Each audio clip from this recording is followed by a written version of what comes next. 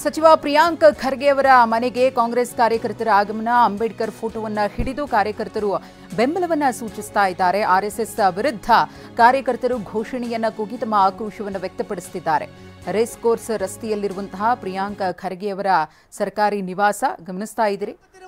ಸಂವಿಧಾನ ಶಿಲ್ಪಿ doctor B R. Ambedkar ಅವರ ಭಾವಚಿತ್ರವನ್ನು ತಂದು ಅದನ್ನ ಪ್ರಿಯಾಂಕ್ ಖರ್ಗೆ ಅವರಿಗೆ ಕೊಟ್ಟು ನಿಮ್ಮ ಪರವಾಗಿ ನಾವಿದ್ದೀವಿ ಅಂತ ಹೇಳಿ ಅವರಿಗೆ ಧೈರ್ಯವನ್ನು ಕೂಡ ತುಂಬಿದ್ದಾರೆ. ಯಾಕಂದ್ರೆ ಈಗಾಗಲೇ ಸಾಕಷ್ಟು ಬೆದರಿಕೆ ಕರೆಗಳು ಪ್ರಿಯಾಂಕ್ ಖರ್ಗೆ ಅವರಿಗೆ ಬಂದಿದೆ. ಅವರ ಕುಟುಂಬವನ್ನ ನಿಂದಿಸ್ತಾ ಇದ್ದಾರೆ.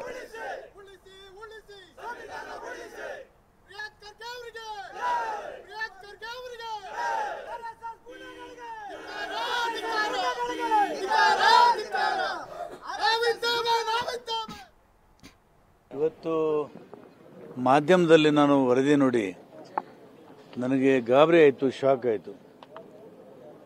RSSನವರು ಸನ್ಮಾನ್ಯ ಪ್ರಿಯಾಂಕಾ ಖರ್ಗೆ ಅವರಿಗೆ ಯಾವುದೋ ಒಂದು ಅನ್ನೋನ್ ಕಾಲ್ನಿಂದ ಬೆದರಿಕೆ ನೋಡಿ ಹೆದರಿಸಿ ಅವರು ಇವತ್ತು ಅವ್ರ ವಿರೋಧಿಗಳ ಬಾಯಿಯನ್ನು ಮುಚ್ಚಲಿಕ್ಕೆ ಹೊರಟಿದ್ದಾರೆ. ಪ್ರಿಯಾಂಕಾ ಖರ್ಗೆಗೆ ಕೊಟ್ಟಂಥ ಬೆದರಿಕೆ ಇದು ಇವತ್ತು ಪ್ರಜಾಪ್ರಭುತ್ವಕ್ಕೆ ಕೊಟ್ಟಂಥ ಬೆದರಿಕೆ. ಎಲ್ರಿಗೂ ಮಾತನಾಡೋ ಸ್ವಾತಂತ್ರ್ಯ ಇದೆ, ಎಲ್ರಿಗೂ ತಮ್ಮ ಅಭಿಪ್ರಾಯ ಹೇಳುವಂಥ ಸ್ವಾತಂತ್ರ್ಯ ಇದೆ. ಅವ್ರು ಹೇಳಿದ್ದಾರೆ, ನಾನು ಕೂಡ ಅದೇ ಹೇಳ್ತೀನಿ.